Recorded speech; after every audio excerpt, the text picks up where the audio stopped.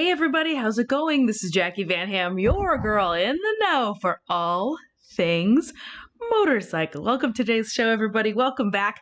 Welcome to your Wednesday motorcycle show. Normally it's a middle of the week event roundup, but obviously with this holiday coming up or that we're in the middle of right now, there is nothing going on but talking about Santa and gifts and the weather and the incoming snowstorms and all the stuff that's going on here in the middle part of the United States. But I wanted to go ahead and put together a show talking about, I mentioned it on Friday, a little bit of my Santa's wish list, some of my fantasy motorcycles, some motorcycles that I would absolutely love to see somehow wedged underneath my Christmas tree. So I went ahead and made a list of 10 motorcycles that, for today anyway, I can't even say that they're my top 10, but they're today's top 10 of bikes that I would love to have for one reason or another jammed underneath my Christmas tree or parked out in my garage. As always, I can see your comments, so feel free to peek in and say, hey, I've got both cameras going,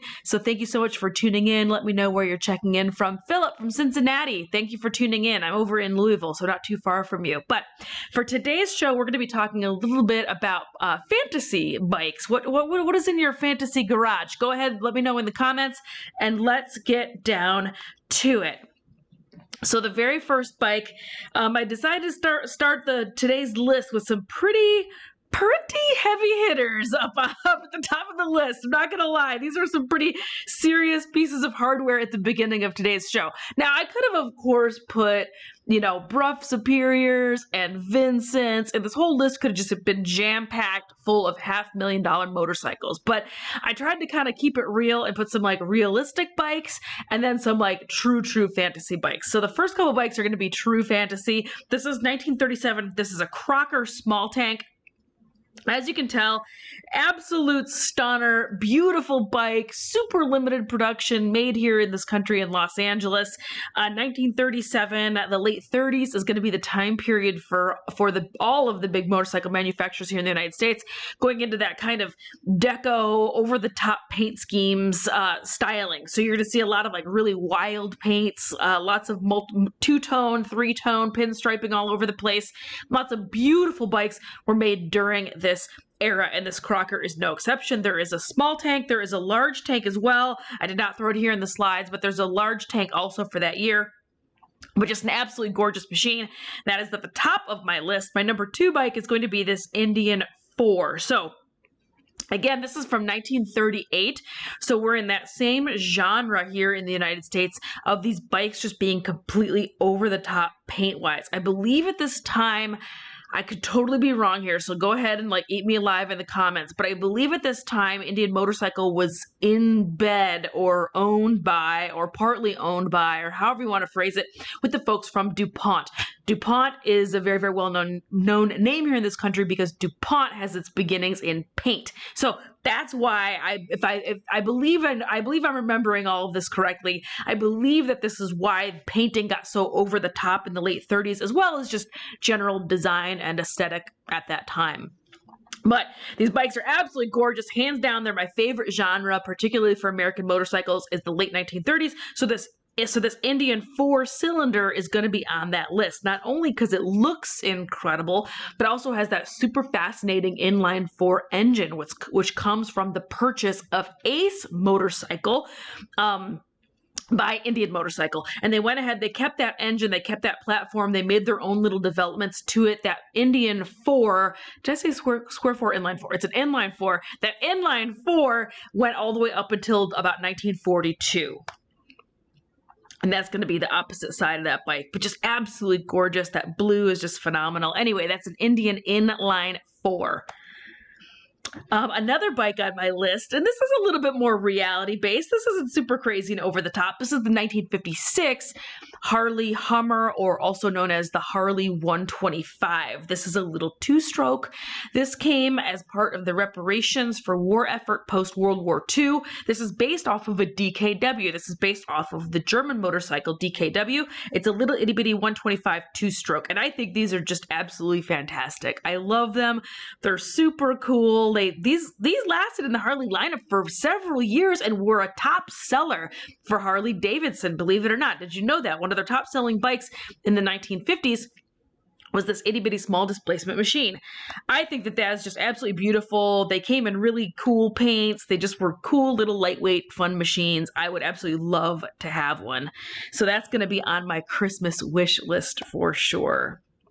Another smaller displacement, you're going to notice a theme here. I love smaller displacement bikes, but another smaller displacement machine that's going to be on my list is going to be this 1964 Bmw R27. So if you're wondering why that doesn't look like a normal BMW, or maybe you'd think that looks like a normal BMW. I mean, it kind of looks like a normal BMW, but it's a single cylinder. So BMW traditionally since the beginning, since 1923, their flagship engine had been a flat, horizontally opposed twin, the Boxer engine. And they decided to start making a single cylinder, smaller displacement engine. This production did run, I think, for like 10 or 15 years. It ran for a hot minute. 1960 to 1966, only 6 years. I lied. But I think this is just a cool, neat thing. Not too terribly long ago, you could get these R25, 26, and 27s for like nothing. Like nobody wanted them. They were giving these bikes away. And now, of course, they're like nerdily collectible and they're, $10,000 plus, which is kind of a bummer. But I think they're still really cool. They're super different. I'd love to have one. So that's going to be on my Christmas wish list from Santa. That is the 1960, what did I call this? 1964 Bmw R27. Look at that. Look how classy. That is such classic BMW motorcycle. I love that. I think it's just an absolute stunner. Also on my list, a little bit more on the small displacement side, this is a little 500cc from Triumph. So I love this bike. This is I just have a real soft spot for odd ducks and kind of quote unquote ugly motorcycles. I love really weird looking bikes. So I've always loved this bike. That rear fender that goes all the way over the rear wheel is referred to as the bathtub. I think that this bike is just absolutely awesome. I love that bathtub. They sold like poop when they came out. Woo! Nobody liked these bikes here in this country. You've seen a lot of these get butchered at the dealership. They cut those fenders off. They did all sorts of shenanigans to them. And again, this is another bike that was not really collectible up until recently. Everybody's decided that weird bikes are the cool hot thing. So these bikes have become a little bit more collectible. But that is a 5TA that is also known as the Speed Twin. This is the 500cc version, and then there's a 3 or 350cc version that's called the 3TA that comes in a beautiful silvery blue. And I love that bike too. I think they're both just very cool. Anywho, so that's going to be on my list. This is going to be the 1959 Triumph 5TA. So now we're going to start getting into some drop dead sexy Italian stallions. So beautiful, all sorts of sex machine, gorgeous Italian bikes. This is going to be the 1973 MV Agusta 750S. And so this is a single S. I stammered. 750S. This bike in the red, white, and blue paint scheme, I just love this. It is just a cool, iconic, super weird, trippy, gorgeous machine. I think this is just super excellent. I've always loved this bike. I think those are just very, very cool. Again, that's the 750S from MV Agusta.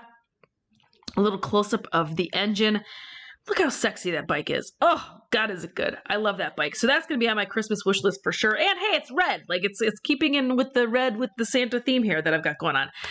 My next bike on the list is going to be another very, very sexy bike to me anyway. And this is going to be a Bultaco Astro. So this Bultaco Astro, again, these were made for limited years. This is a 1976 Bultaco Astro. Bultaco is from Spain. This Astro is one of the, if not the only factory production flat track racer motorcycle ever. I think it's the only one, or it's like one of two, but I can't think of what the second one would be. In my mind, this is the only factory produced flat track racer, period, hands down. It is what it is. It's super bitchin'. These have become quite collectible. These are still raced today. There's a whole series of them called the, what is it called? There's the Astro Invitational. There is the Bultaco Cup, I think. there's a handful of little race series where they still race and campaign these machines, and I always love seeing them come out. They're just really, really rad. I love to see them still doing their job. So that's going to be on my list. Another odd duck. You know I love the weird stuff. And then another dead sexy Italian bike is going to be this 1954 Moto Guzzi Falcone Sport. Oh my goodness. If that does not make you feel the feelings and give you the vapors, you better check your pulse, because that is just so kick-ass and so beautiful. I love the way that bike looks. It's got that open type flywheel over on the side, which is known as the, what do they call that? The pepperoni slicer or the bacon slicer. There's a whole bunch of names for it because it kind of looks like it belongs on the butcher's counter. But it is not. That is the flywheel for that bike. A very iconic look, iconic styling for Moto Guzzi. You can't miss these bikes. They just stand out like a sore thumb. I think that bike is just an absolute stunner, though. I think it's just really, really beautiful, and I just love it. I don't know what else to say about it. It's just a really, really kick-ass, beautiful little bike. I love that machine. So my next gorgeous Italian bike on the list is going to be from Ducati.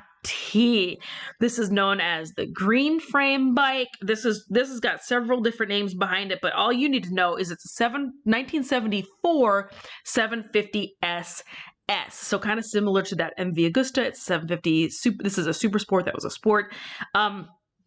It's in those same feelings of, this is kind of the heyday, this is kind of peak super sport motorcycle styling in my mind, or super bike styling in my mind. I absolutely love this bike. This bike has so much iconic, legendary feelings to it. This is based off of, I don't want to say it's a race replica, but it's based off a race machine.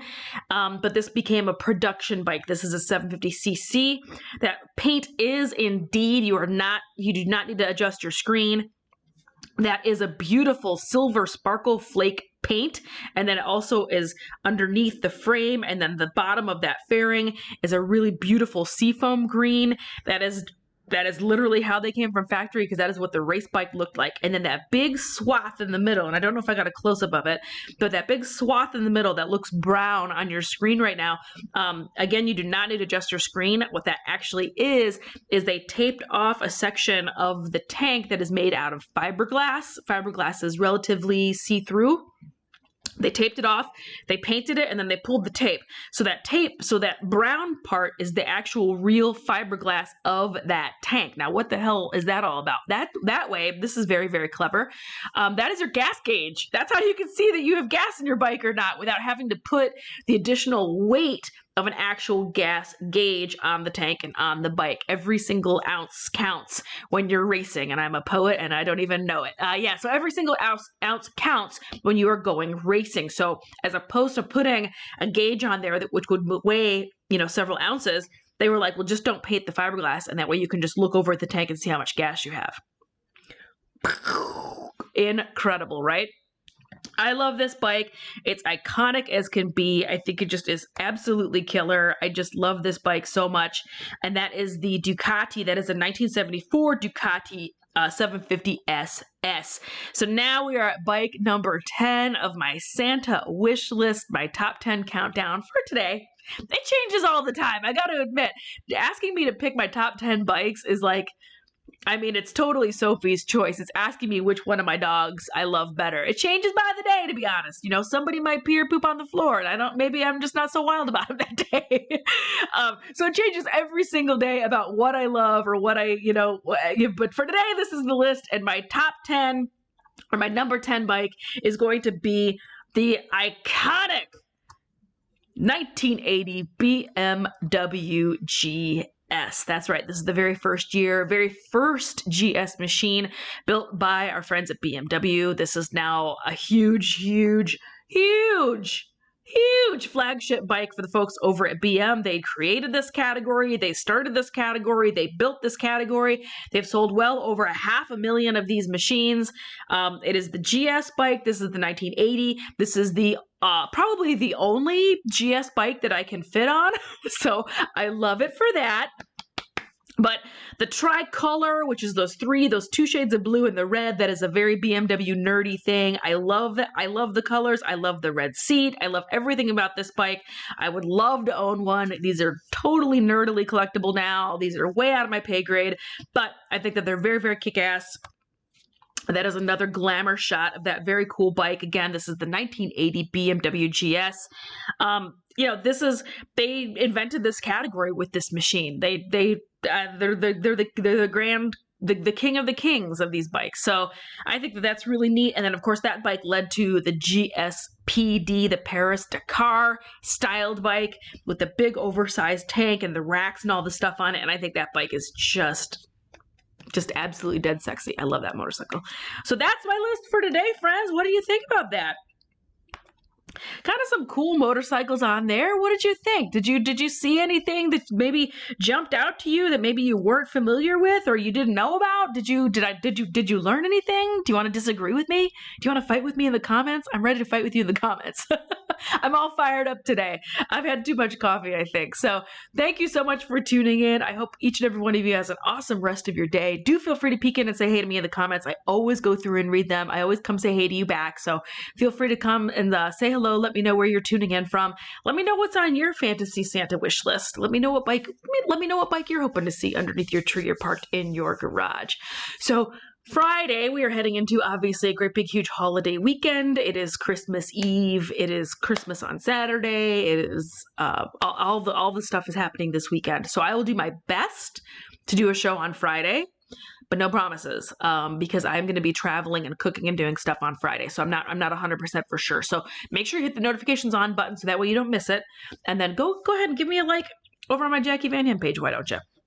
Thank you so much, everybody. Have an awesome day no matter where you are out there in the world. Have a wonderful holiday week. It is the first of the longest days. The days are getting longer now. It is the first day of that or second day of that, which I'm very excited about because, man, it's dark here at like 4:30 in the afternoon. It's completely crazy. I can't wait for the sun. I can't wait for the days to get a little bit longer. We're finally starting to head back towards the sun, which I am very, very excited about. So have an awesome day. I'll see you guys hopefully on Friday. Have a lovely holiday. I love you guys. Have a wonderful holiday. Have a beautiful Christmas. Thank you so much to each and every one of you for tuning in every single week. I would not be able to do these shows without you watching, tuning in, clicking, liking, and sharing these videos. Thank you so much. Thanks again to my show partner, Vroom Retract Vac, vroomyourroom.com. TwoStrokeTees.com. Grab a t-shirt, free shipping in the U.S. Thank you to the Choppertown Nation. I can't do these shows without you guys clicking, liking, and more importantly, sharing these videos with all of your friends that love hearing about kick-ass motorcycles.